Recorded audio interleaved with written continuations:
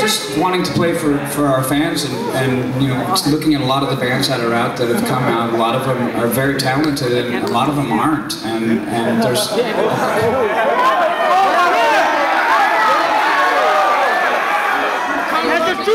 No names. Metallica!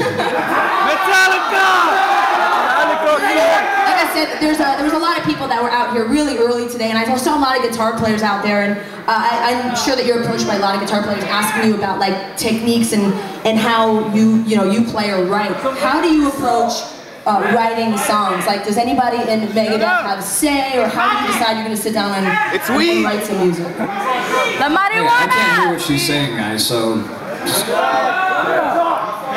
Cocaine. Sure.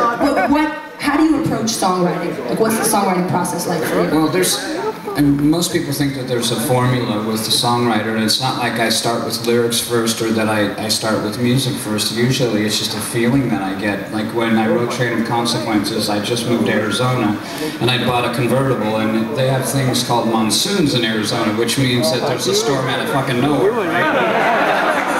And I had the roof down in my car, and then all of a sudden there was a huge rain cloud above my car, and by the time I got to the studio, I picked up my guitar and I was like, and just beating the guitar because I was pissed. I was soaking wet, and so I was inside my car.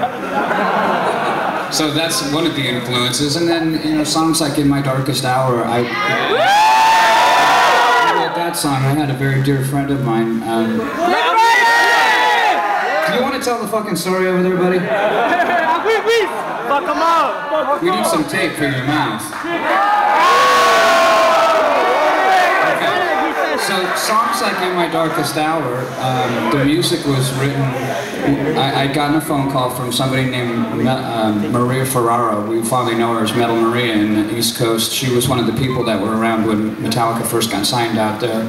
And she called me up and told me that Cliff had died, and I was really disappointed about that, and not so much, obviously anybody's going to be disappointed with the loss of human life, but that I didn't hear it from my bandmates or my ex-bandmates, and you know, what happened was I immediately went down to downtown Los Angeles, because at the time I was doing a lot of really bad stuff for my health, and I got really loaded, and I went back and I played guitar, and that was how the song was born. It was based on Cliff's dying. Now, the lyrics to In My Darkest Hour have nothing to do with Cliff at all. It had to do with Diana, who is a girl that I had dated for a while, and wrote several songs about. Wake Up Dead, Tornado of Souls, Trust, Love to Death, a lot of songs. And she's very popular in my mind. A lot of the songs that you've written have to do with a lot of personal experiences and sharing. Yeah, and I think that's a cool thing too, because I've been really open and upfront with our fans over the years, so it's been a story that people have been able to watch develop over the years with me, with my life, and you know, who's been in the band, who's not been in the band. Just for the record, I don't like lineup change. It's uncomfortable, and you have to remember somebody else's name, so.